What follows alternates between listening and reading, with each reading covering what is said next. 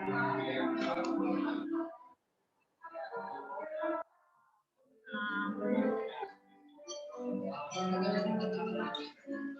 just grab my headphones.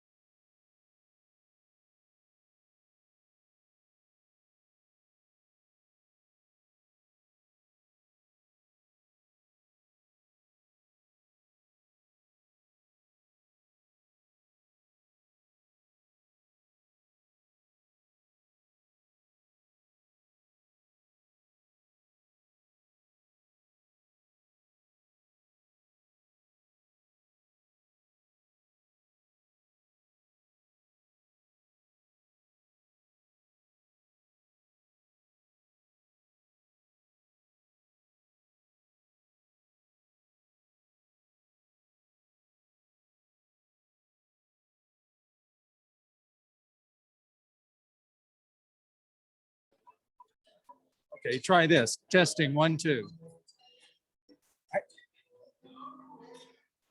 It helps when you unmute the microphone. Okay, testing 1, 2, 1, 2.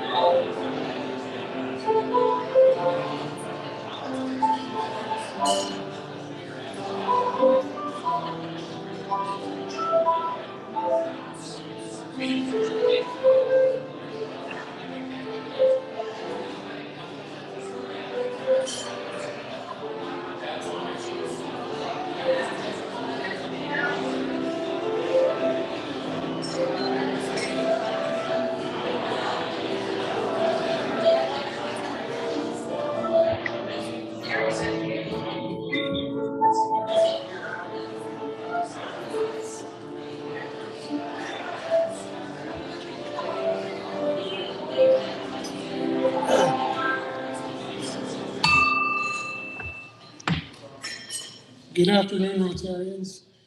I just got the evil eye from Arlene. Yeah, I did. She said it's okay. She gave me permission to start the meeting. So I hope you're all having a great day. John, please come to do the prayer and the pledge.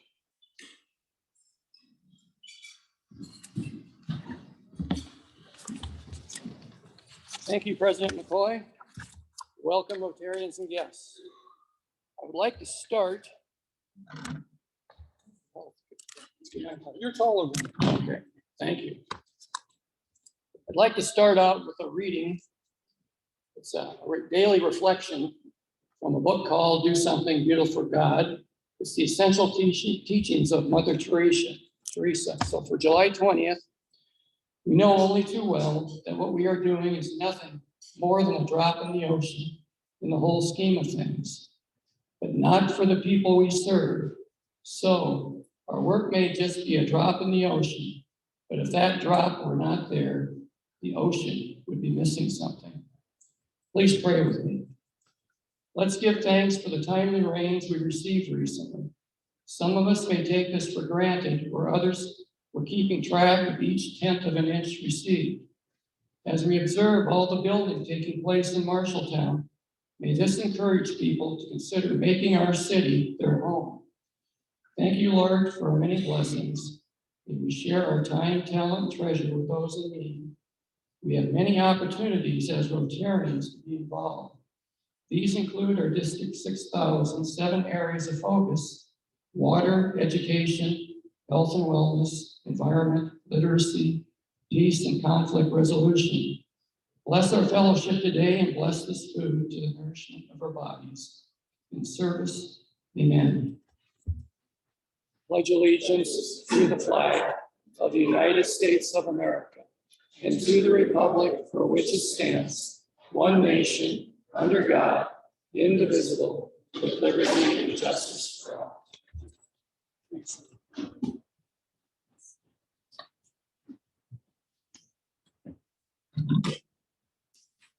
I hope you're all having a great day. We have a few announcements and a few guests, so let's do guests first. Who do we have? Carol, come on up.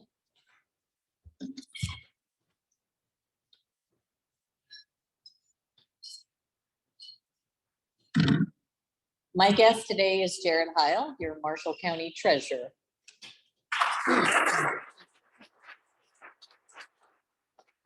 And I'm working on recruiting Jared for membership, so let's all be on our best behavior.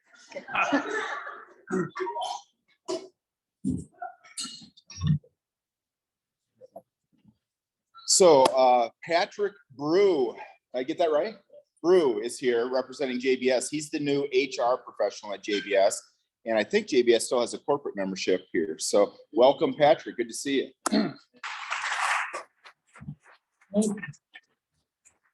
And Patrick, just so you know, we'll have you come up and tell us about yourself sometime soon. Yeah.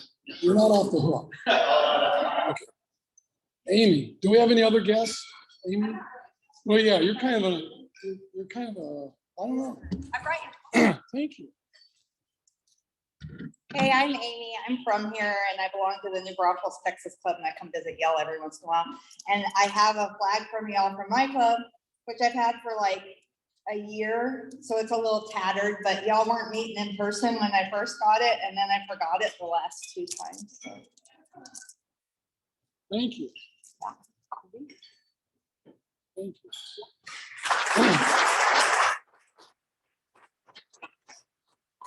So the old timers know that, when you go visit a club around the world, most clubs have flags. So I don't know if you younger folks know this, but if you go to a club and want to take a flag, see Kim or myself, we've got flags. I've taken one to my hometown. I took one to another little town where I grew up. And people that come and visit can bring a flag to us. So, Patrick, you have come on up. Yeah. First of all, thank you. I'm excited to be here in Marshalltown. Very excited to be in the role at JBS as the HR director. As many of you probably know, this weekend on Saturday from 8 to 2, we have your shot at free meat for a year for any unvaccinated community member.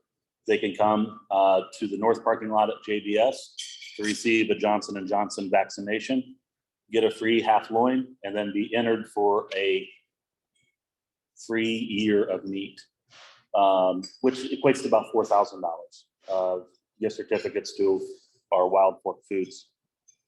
We're 84%, almost 85% vaccinated at the plant. We're really proud of that. We want to help the community. We want to be a leader in the community here and a good example. And I want to continue Nico's tradition of being a strong advocate for the community. So anything that I can do or the JBS can do to help you and your organizations, please reach out to me. I'll be happy to do so. Thank you. Thank you. Amy, thank you. And Patrick, thank you. And just so you know, these are the leaders of the community.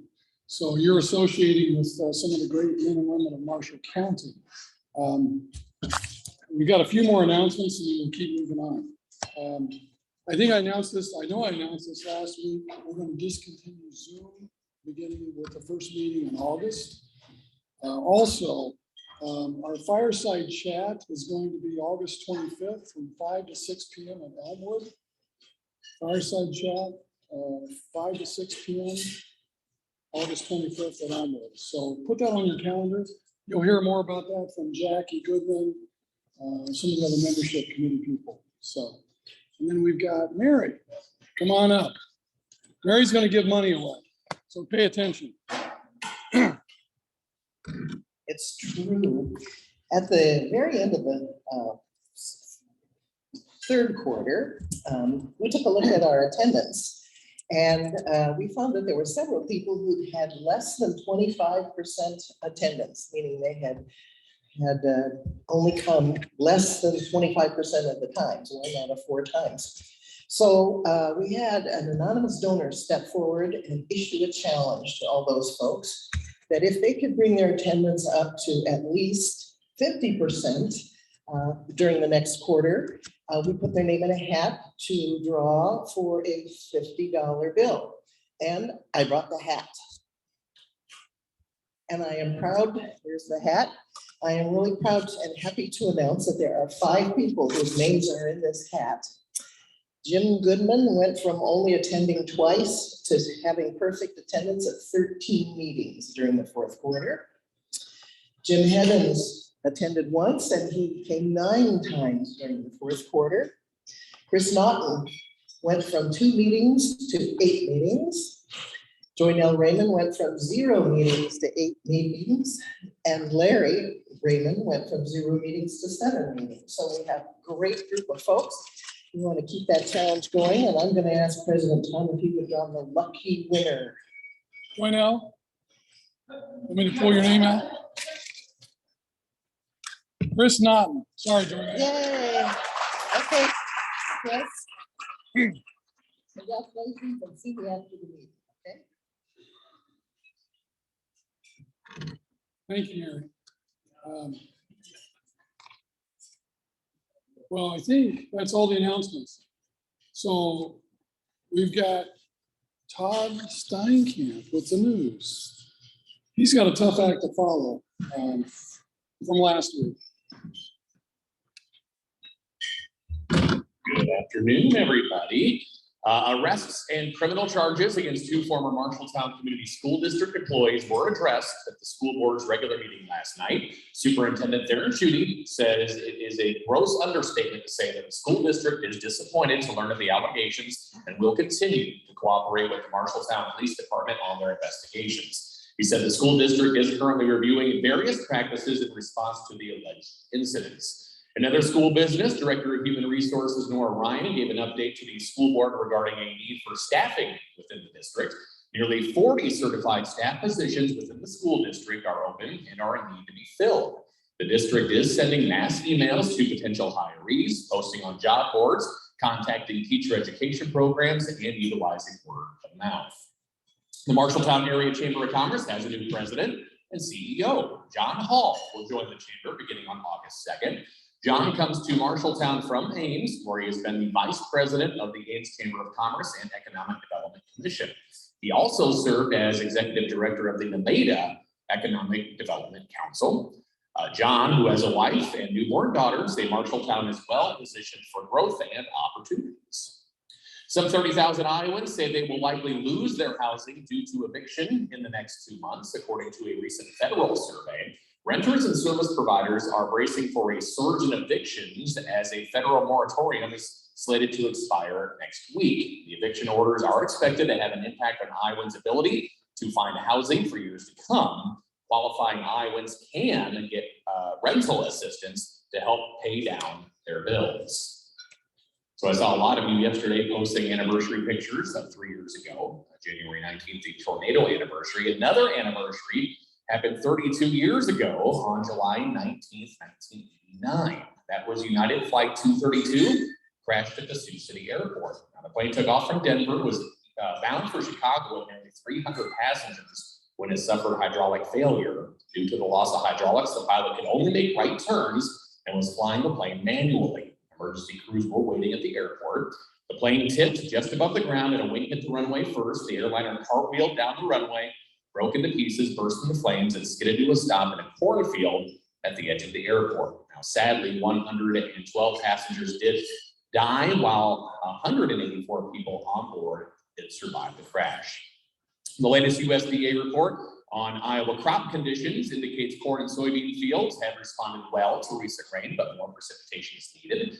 The growth of corn and soybeans are ahead of the 5-year average, with corn conditions rated 68% good to excellent. Soybean conditions are rated 66% good to excellent. Finally, every 10 years, you ready, Tom? He's my Waldorf on the Muppets. He always has something said. Every 10 years, the monks in a monastery are allowed to break their vow of silence to speak 2 words. 10 years go by, and it's one monk's first chance. He thinks for a second before saying, food bad. 10 years later, he says, bed hard. Well, it's the big day, a decade later. He gives the head monk a long stare and says, I quit. Well, I'm not surprised, the head monk says. You've been complaining ever since you got here.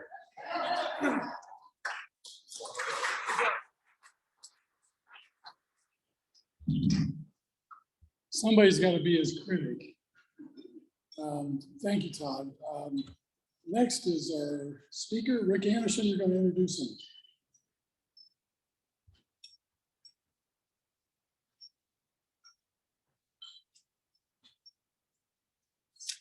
Dean, I'm going to move this down a little bit for me. I'm going to move this down a little bit for me.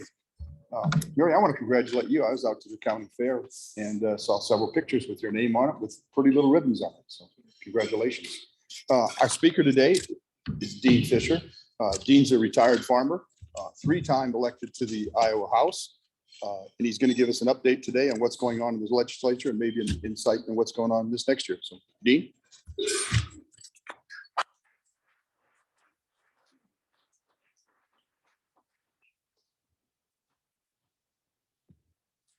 Good afternoon. Glad to be here. Thanks for having me, and especially thanks to Rick for inviting me. Rick said, can you hear me? Am I getting into the microphone? I have a terrible time with these things and always want to turn.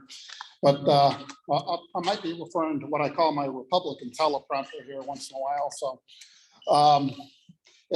as I talk, feel free to ask questions if you've got a question about the topic I'm on at the moment too, and then we can do questions afterwards as well. But I'm on my 5th term in the Iowa legislature.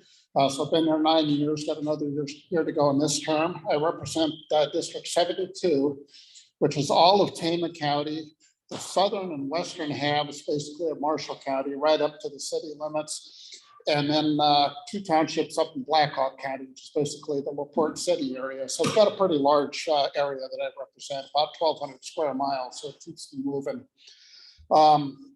I live just north of Montour, live on a family farm. It's been in my family since 1852.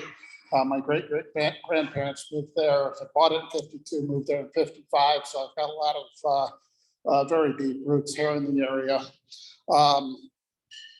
As far as the legislature goes, this was an interesting year.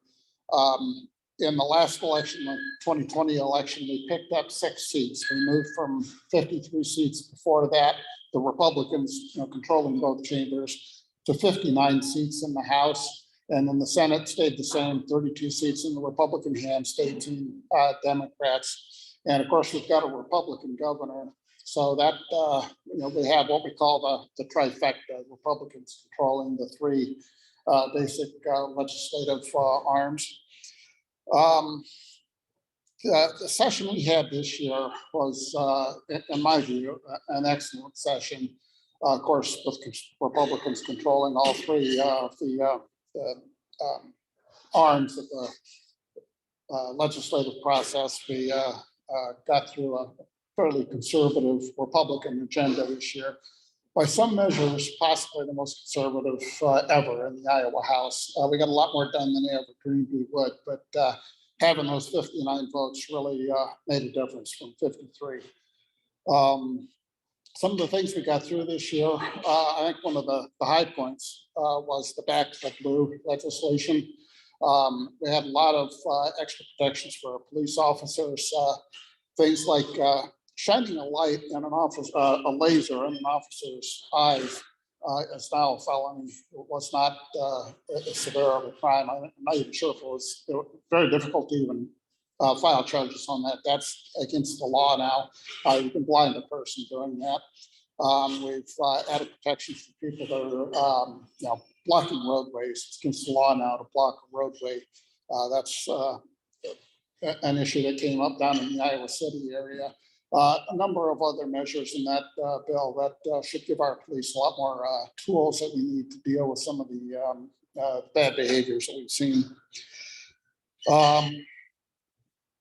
Another part of that bill that was kind of a piece that I had a little bit to do with is the fact that now police officers and several other categories of people can enter what's called the Safe at Home program. And that's a bill that I passed back in 2015 to protect victims of domestic violence.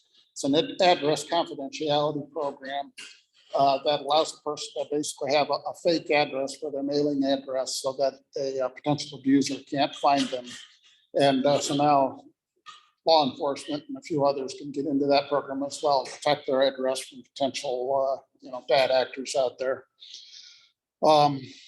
Other stuff we addressed this year, we had a very large, what we called the tax omnibus bill. A couple of years ago, we passed some income tax cuts, but they were tied to triggers. They would reduce the number of income tax brackets we had, as well as lower the income tax. We were coming close to hitting the triggers in terms of revenue growth.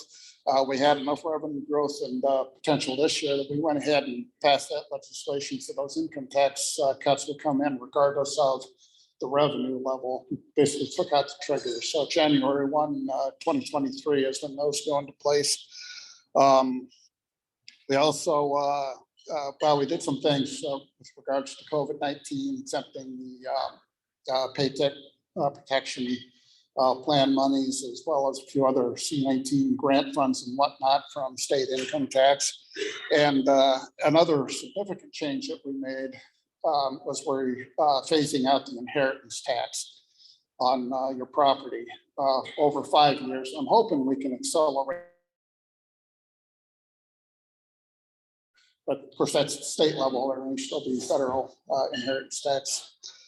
That's particularly an important issue for our farmers who may have a significant amount of land that they want to hand down to somebody who is not that impacts people who are not, don't have a direct descendant. So if you want to give, let your niece or a nephew inherit a farm, currently you have to pay a fairly significant inheritance tax just to take that away. And that's an issue I've heard a lot about from my constituents, several people. It's one of those things that it only affects very few people, but the impact on those families can be huge. So, and also we're made some changes. Part of that bill was made some changes to the eliminating the mental health levy on property tax, so that that will go away in 2 years. I think it's about a maximum of $48. Is it 48? A maximum per head per county in each county for mental health. We're shifting that to state general fund revenue from the property tax for mental health services.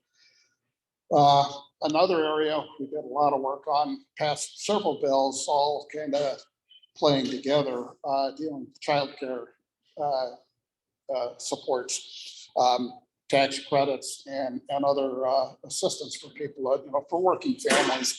And one of the things we did is we worked at eliminating the childcare cliff. The way the current past law has been, if you hit that next dollar in terms of your income, you lose all your childcare supports. And that created, you might get that extra few dollars in your income, but you have to deal with thousands of dollars in terms of childcare supports.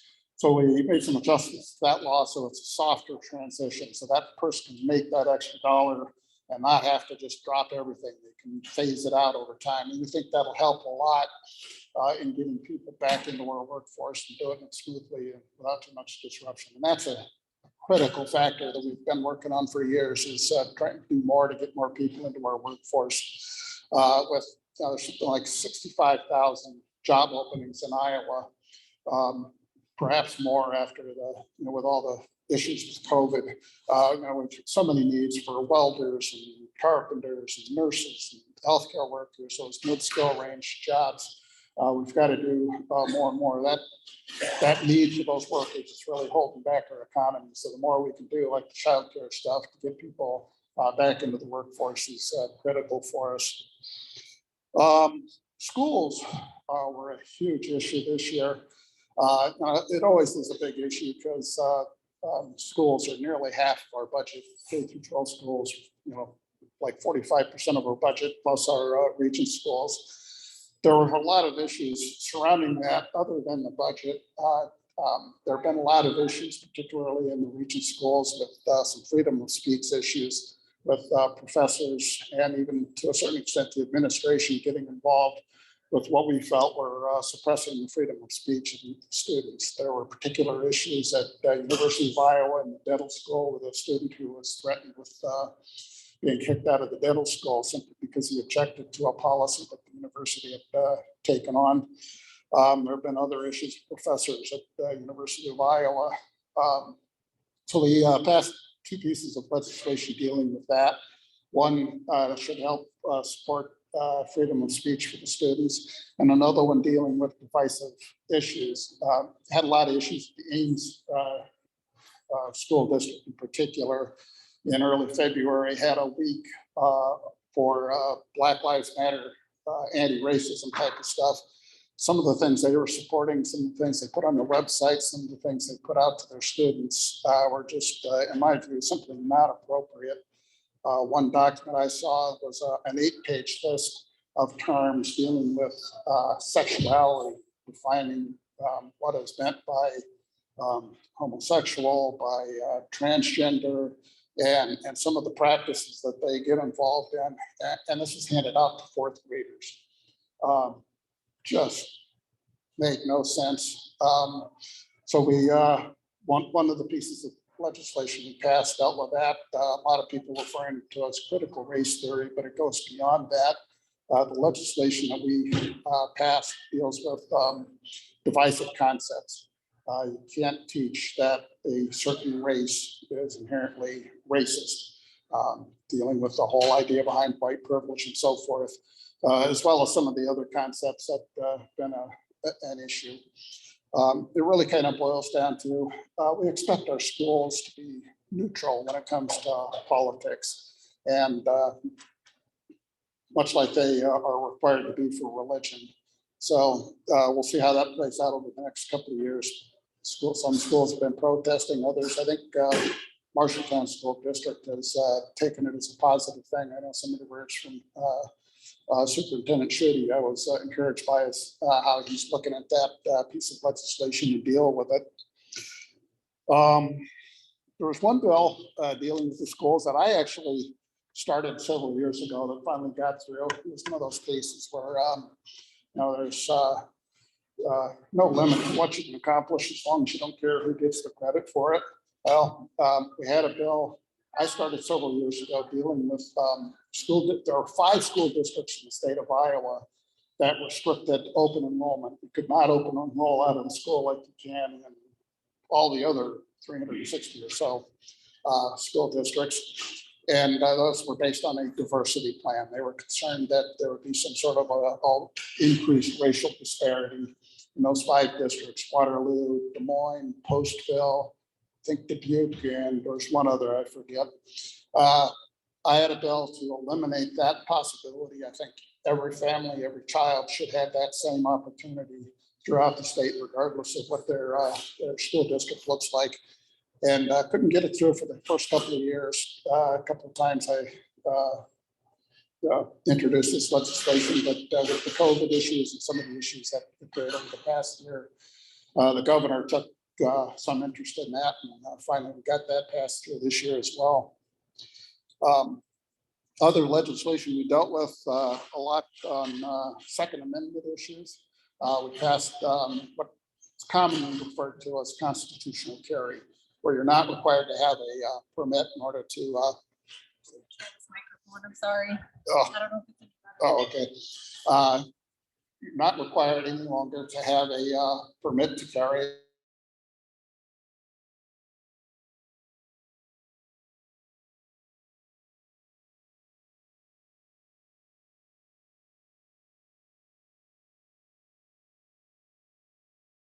I'm trying to change this out quick. Oh, are you not doing it? I don't know, it's getting very staticky and I don't know Oh. why. See if that helps. How's that? Better? Okay. Sorry. We do have several constitutional amendments that are underway. One of them has to do with the right to keep and bear arms. That is currently not in the state constitution. So we're working on, we've passed like the second time now, the first time or second time. I think that'll go into the, that amendment will be voted on in 2022 general election. It'll go to the people now. We've passed it twice through the legislature. And then we also have an amendment that what we view corrects the court's finding that there is a right to abortion in the Iowa Constitution. And we have an amendment to simply corrects that, says, no, there's not. And that would leave that up to the legislature instead of to the court to decide. Of course, election integrity has been a big issue nationwide. We had some issues here in Iowa in particular that we needed to address in the last election. There were 3 counties that refused to follow the what was current election law. They were sending out ballot requests that were filled out with the person's information, ID numbers and all that to individuals. And that was against the law because obviously if you have all your ID numbers and address and everything filled out, anybody could sign it and send it back. That's potential for voter fraud. So these 3 counties insisted on doing that. They were told not to by the Secretary of State. They refused. The Trump administration sued those 3 counties and won in 3 separate district courts here in Iowa.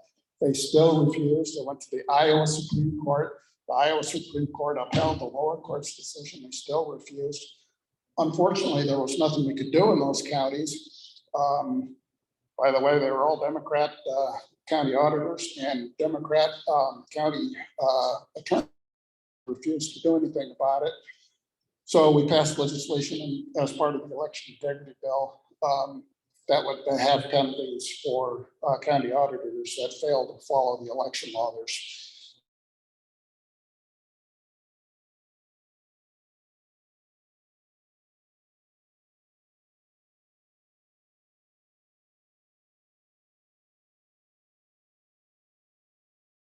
I'm not sure what it was before that, but I think 20 days is still plenty of time, pretty close to the national average for ballot, absentee balloting.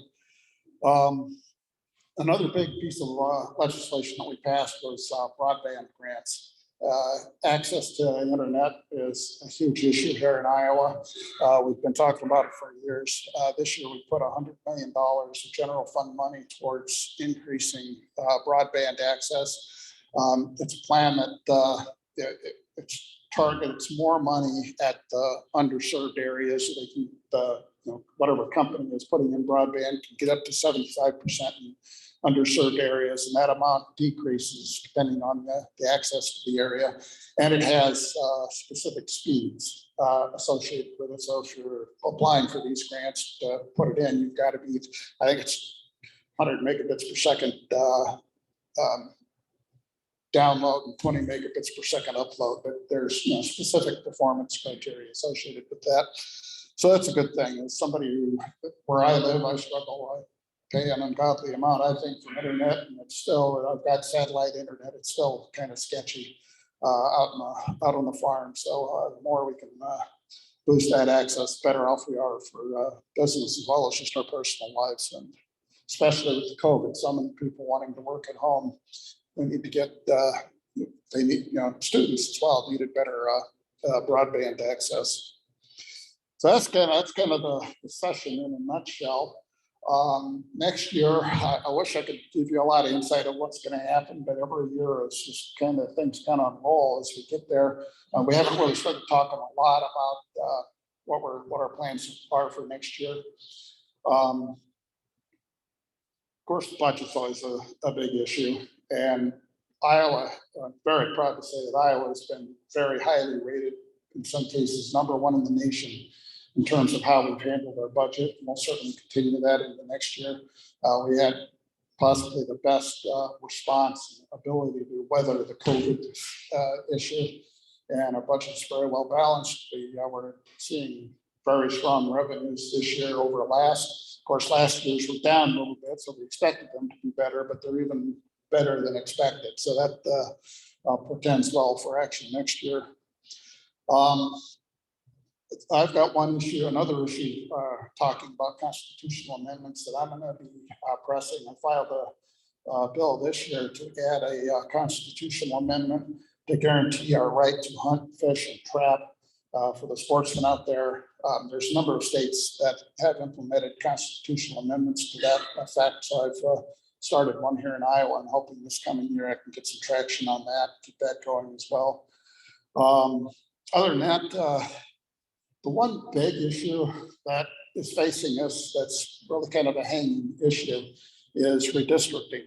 We just went through a census over the past year. The data has been very slow in coming out.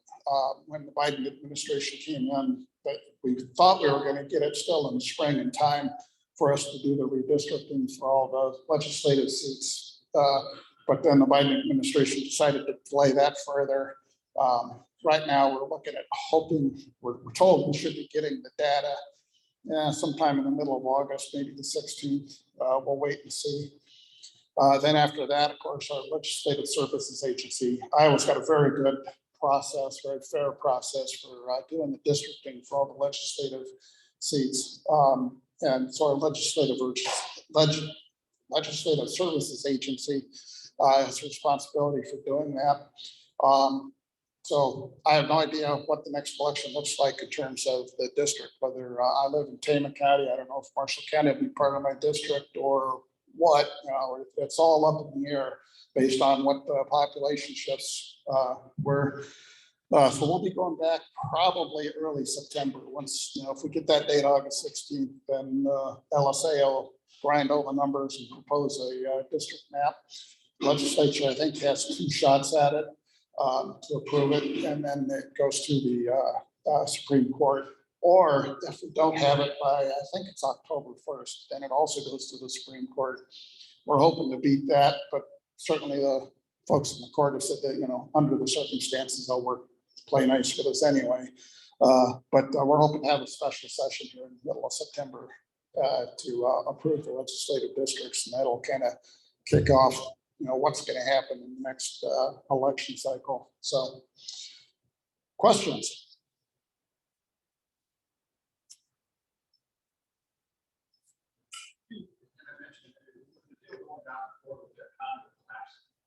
What's that? I'm sorry.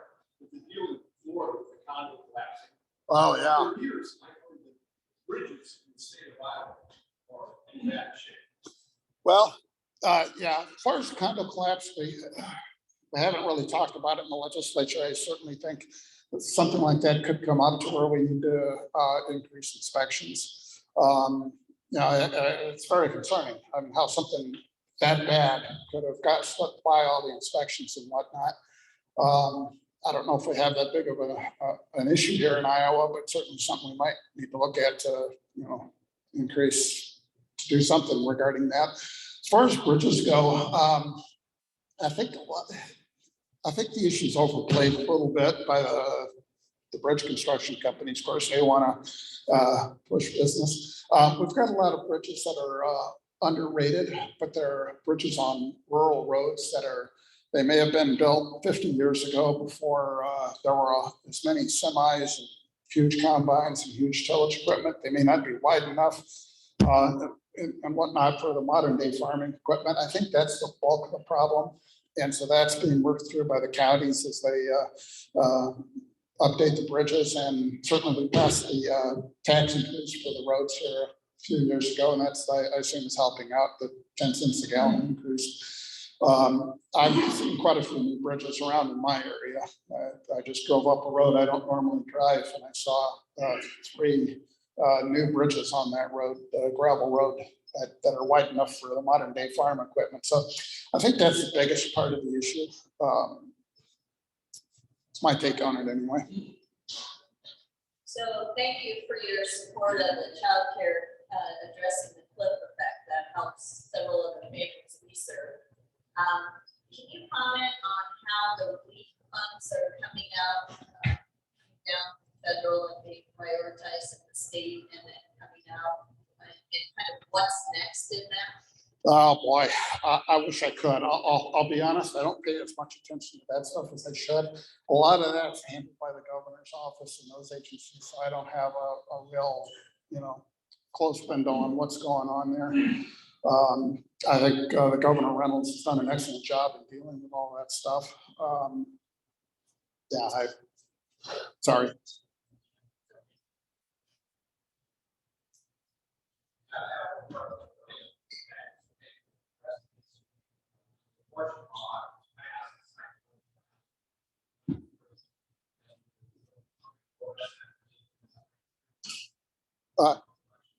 Yeah, it should be in the 2022 election. Or no, the abortion law should be in 24. We've passed it once. We'll have to pass it again in 23 or 24 session. Then it would be probably 2024. Theoretically, you could have a constitutional amendment with in a special election, but we don't tend to do that because of the expense. We'll likely wait for a general election, which would be 2024. Right. Yeah. So any constitutional amendment has to pass one legislature. There has to be an intervening election, then pass a second time. So since it passed this year in 2021, then it has to pass again in 23 or 24 after the 2022 election, and then go to the vote of the people. Right.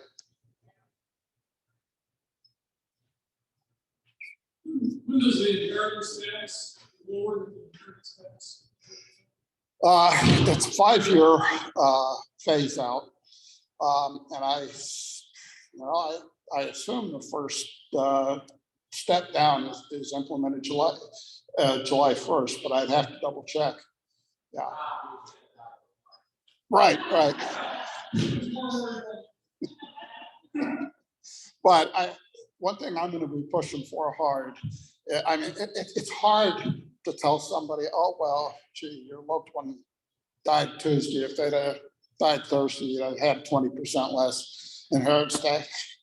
I don't want to be doing that. So I'm going to be pushing real hard in the next session. Hopefully we've got the budget money to either shorten that or to cut it off right then and there. It's just a matter of making it fit in the budget. We have to make all those numbers fit, and there is revenue from that we have to account for losing. So I'm going to be pushing hard to shorten it as much as possible.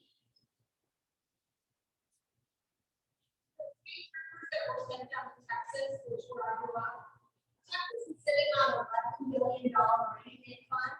Was there no discussion about asking them to reimburse those? Well, that could be. Iowa sits on a rainy day fund too. Most states probably have that cash flow fund. Okay. I'll tell you, I fully support Governor Reynolds' action. I think it is a national problem, and I think it is terrible that the Biden administration is doing such a poor job of protecting and dealing with the issues at our border.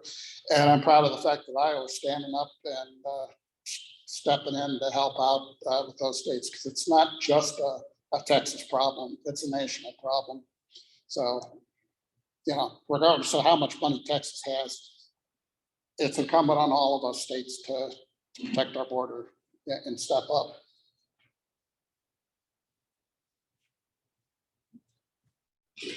Going once, going twice. Thanks a lot.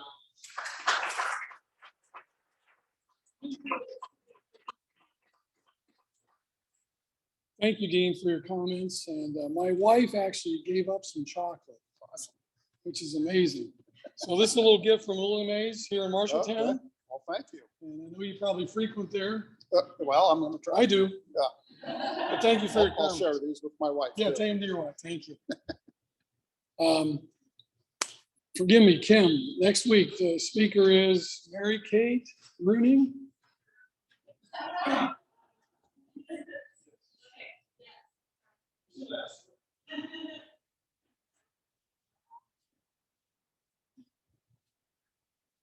Yeah, so next week, our speaker is Mary Kate Rooney. She was a legislative page this last session. So Dean may know her or may have met her, but she's from Marshalltown, going to come and talk about her experiences in the State House. Any other announcements or? Well, with that, we're adjourned after we say the 5-way test. First, is it the truth? Second, is it fair to all concerned? Third, will it build better friendships? And fourth, will it be beneficial to all concerned? You're adjourned.